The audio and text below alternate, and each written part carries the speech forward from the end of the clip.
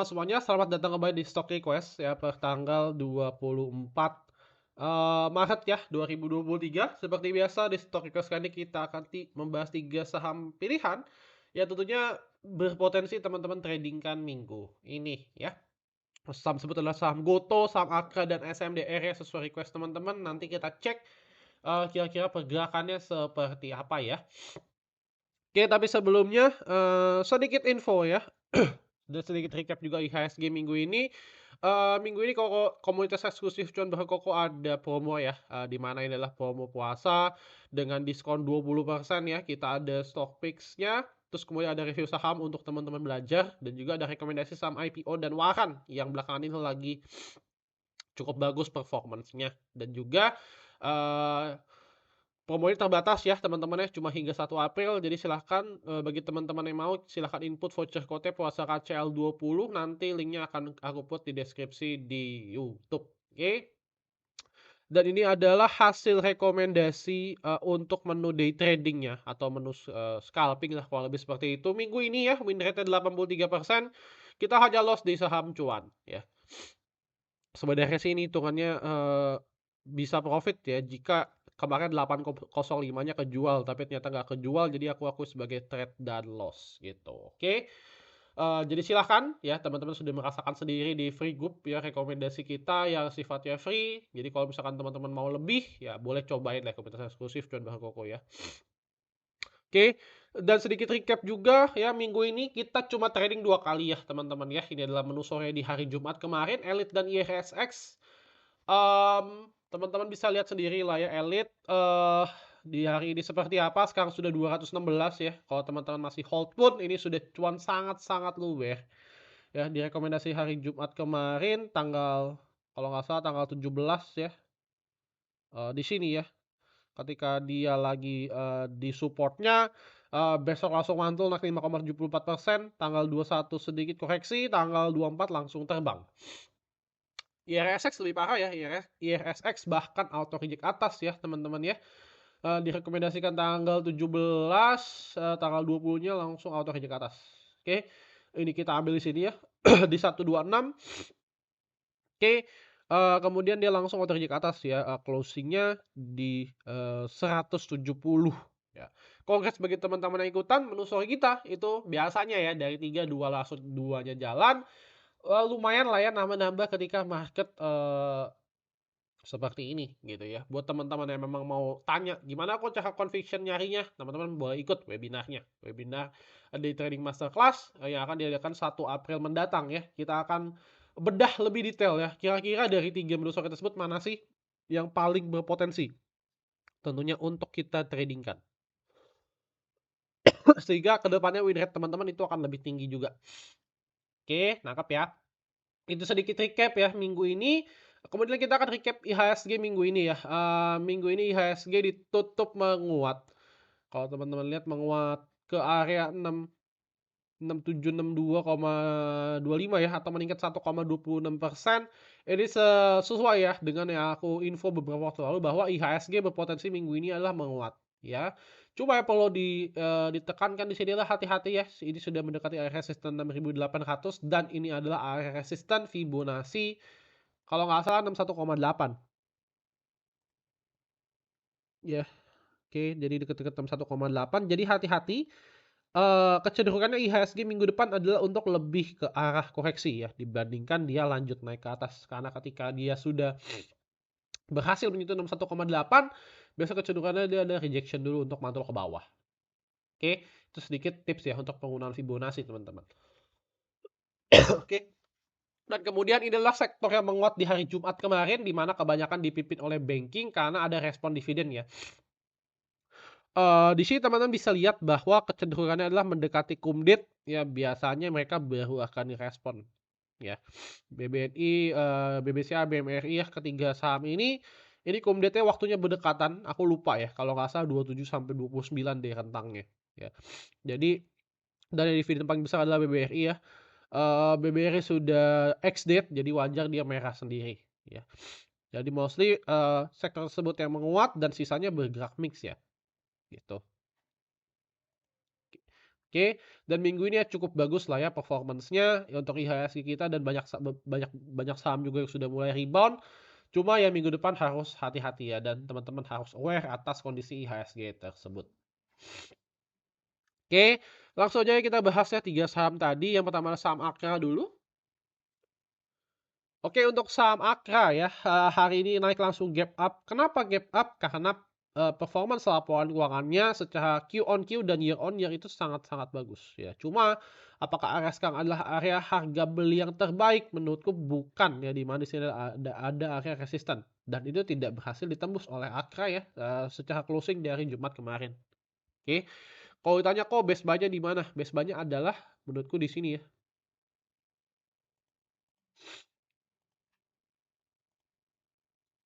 Oke, jadi best buy-nya untuk Akra sebenarnya adalah di sini. Ya. Oke, di mana dia breakout dari pattern bullish flag-nya, terus kemudian dia pullback ya di sini. Jadi kalau misalkan di sini sekarang, saranku adalah ya jangan di entry dulu ya, karena market juga lagi belum terlalu mendukung. Entry-nya di mana? Mungkin bisa pasang jaring start dari sini nih. Ya di area 1000 dekat-dekat 1400-an ya. Jadi teman-teman bisa mulai cicil-cicil lagi untuk Akra. Ya. Jadi menurutku di situ adalah area harga beli yang terbaik ya. Jadi kalau misalkan teman-teman dapat di situ dan juga ini dekat dengan gap ya. 1400 sampai 1430 ya, maka teman-teman bisa nge-swing ya, nge-swing dengan target ke area 1500. Gitu untuk Akra. Kemudian secara broker summary-nya juga memang bagus ya, karena memang Akra-nya laporan keuangannya bagus secara Q on Q dan year on year. That's why langsung direspon oleh market. Ya secara year on year naik banyak, secara Q on Q pun masih naik puluhan persen. That's why dia langsung ngerespon ya. Ini aku nggak tahu ya apakah ada bearish divergence atau enggak.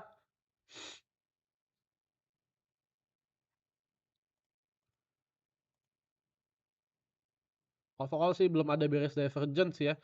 Cuma secara chart di beberapa time frame ya itu mulai kelihatan koreksinya ya, di mana candlestick closingnya itu muncul shooting star. Jadi berpotensinya cukup besar untuk dia koreksi di hari Senin nanti. Oke, itu untuk Akra ya.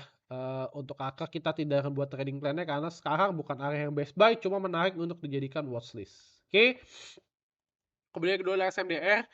Nah untuk SMDR sendiri kurang lebih skenario-nya sama ya dengan Akra, di mana dia secara laporan keuangan bagus. Cuma sebenarnya yang bagus adalah secara year on year-nya aja. That's why di respon itu cuma kecil ya, cuma 5,71%. Itu karena secara year on year bagus, tapi secara Q on Q-nya dia menurun.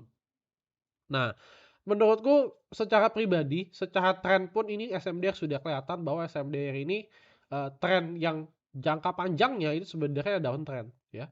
Kalau teman-teman lihat di sini ya, di downtrend dia belum berhasil break resisten trenan atas yang sangat kuat ini. Oke, jadi selama dia belum berhasil break, kemungkinan besar sih masih akan sulit ya untuk SMDR. Kemudian secara moving average pun 3 moving average berkumpul ya, di mana 3 moving average ini dari besar dari yang paling besar ke yang paling kecil ya itu turun semua ya posisinya ya. Berarti itu adalah memang memenuhi skenario untuk downtrend ya. Jadi EMA 200 di atas, EMA 50 di tengah dan EMA 20 di paling bawah. Oke, kalau teman-teman lihat ya.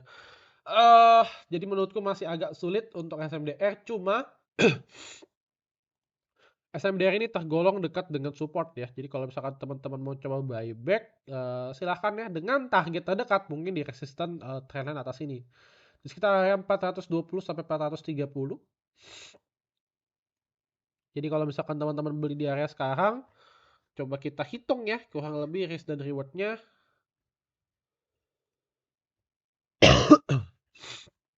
Area sekarang adalah 374. Lah support teman-teman bisa put di sekitar ini ya.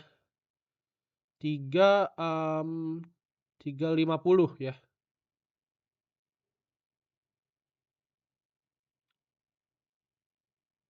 Atau di 344 juga boleh sih ya. Di 344. Area resisten satunya adalah di sekitar area 430. ya. Jadi kalau misalkan teman-teman mau coba silahkan, karena risk dan rewardnya masih 1 banding 1,5 ya, 1 banding 1,5, jadi menurutku ya masih cukup good lah. Kalau kita cek by Fibonacci, ya ini memang belum area 61,8 itu adalah area yang paling optimis ya, itu adalah area Fibonacci 61,8. Ya, palingan kalau misalkan nggak nyampe, dia mentok-mentok ke 400 lah, ke 400, kemudian dia berkoreksi ke bawah gitu ya. Itu yang kalau aku lihat ya. Jadi teman-teman bisa pakai 2 resist, yang pertama adalah 400, yang kedua adalah 430. Ya, kalau misalkan teman-teman pakai yang range dia di 400, otomatis risk dan reward-nya kurang menarik ya. Jadi kalau misalkan teman-teman dapat agak lebih bawah sedikit, itu baru lumayan menarik ya. Tapi yang jelas yang harus dijaga adalah area 344 ini ya, sebagai swing low akhirnya. Dan reminder juga bahwa teman-teman sedang trading di trend yang downtrend ya. Jadi teman-teman nggak bisa expect banyak dia akan breakout dari trendan atas, kecuali jika memang dia memiliki sentimen yang bagus gitu. Oke. Untuk SMDR minggu ini broker summary-nya masih distribusi ya. Jadi ketika laporan keuangannya keluar, malah yang akumulasi adalah retail. YP, CCPD, GR, KK, XCNI, BQXL adalah retail semua kebanyakan ya. Dan yang exit adalah foreign-nya gitu. Oke. Itu untuk SMDR ya. Terakhir ada di Goto ya. Untuk Goto, dia memang baru ada rebalancing ya dari FTSE. Overall yang aku lihat adalah memang trennya masih downtrend ya. Karena dia baru break trendline bawah. Ya, dan sekarang dia sedang berada kurang lebih kita bisa bilang sebagai area resist ya. Area resist dari trendline bawah yang sudah di breakdown tadi ya. Jadi secara candlestick yes, dia ada reversal di mana dia membentuk seperti ini. Cuma yang perlu teman-teman perhatikan adalah dia lagi di resist gitu ya. Lagi di resist trendline yang menurutku cukup kuat. Jadi kalau misalkan teman-teman ukur ya kurang lebih pun Goto sebenarnya rewardnya mentok-mentok ke 117 sampai 120 ya. Sedangkan untuk level stop loss-nya itu agak jauh, di mana itu ada di 105. Jadi kalau misalkan teman-teman di harga sekarang,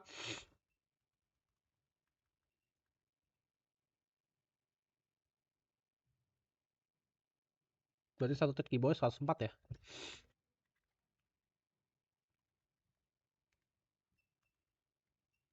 Ya, ini ya. Jadi kurang lebih untuk Goto secara risk dan reward nggak menarik ya, di mana risknya jauh lebih besar dibandingkan rewardnya. Gitu. Jadi ada area resisten di sini ya. Jadi mulai banyak nih kalau teman-teman lihat secara kasat mata pun ya di sini memang ada resisten ya. Sorry agak gede. Nah, di sini lagi di resisten. Jadi ada 2 resisten yang berkumpul ya. Di mana itu adalah resisten trendline bawahnya dan kemudian yang kedua adalah resisten horizontalnya ya. Jadi hati-hati karena Goto pergerakannya sudah harusnya sudah kan sangat terbatas ya. Oke, itu untuk Goto ya. Jadi trennya masih downtrend, terus kemudian dia lagi on resist. Jadi menurutku sih agak kurang worth dengan risk dan reward saat ini. Oke, terakhir market highlight minggu depan ya menurutku gold masih akan menarik ya, di mana masih menjadi isu yang cukup besar di mana banking-banking besar di Amerika itu bukan banking besar aja ya. Jadi lebih ke gini sih. Banking yang besar aja beberapa mulai kolaps ya. Apalagi banking-banking kecil ya. Banking tersebut yang kolaps itu akan membuat terjadinya perpindahan aset kelas ya, dari yang mulai mereka percaya produk bank ya di Amerika ya, mereka percaya produk bank, terus kemudian mereka akan pelan-pelan mulai moving ya. That's why harga Bitcoin kemarin naik kan dari sekitar 20 24 ya, sempat ke 24 terus naik ke 28, sekarang kalau nggak salah di 27-an ya, 27 ribuan ya. Jadi itu ya menyebabkan Bitcoin naik sangat cepat ya, karena memang beberapa dari mereka itu membedakan aset kelas mereka ke Bitcoin, itu yang pertama. Yang kedua adalah ke emas ya. Kalau teman-teman lihat harga emas itu sudah 2000 lagi kalau nggak salah. Apakah sudah breakout? Belum ya.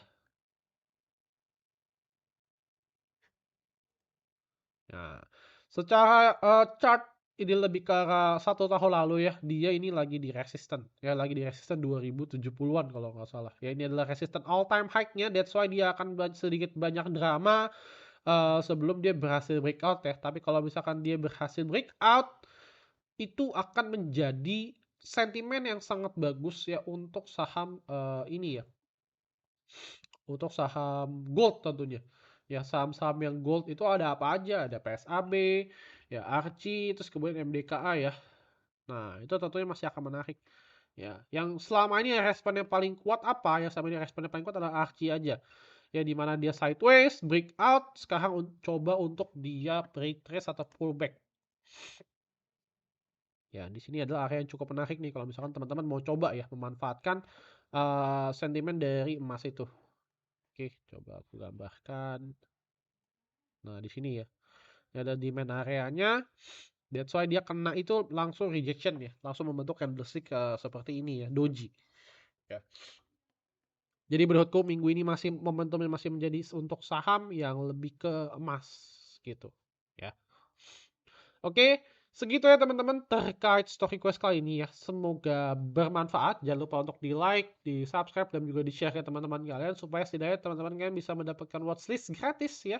Dan juga bisa mendapatkan pundi-pundi cuan tambahan di pasar saham. Dan terakhir jangan lupa untuk sedekah karena sebanyak-banyaknya uang kita itu ada bagian dari orang yang membutuhkan di luar sana. Oke, thank you teman-teman semuanya. See you in the next video guys. Bye bye.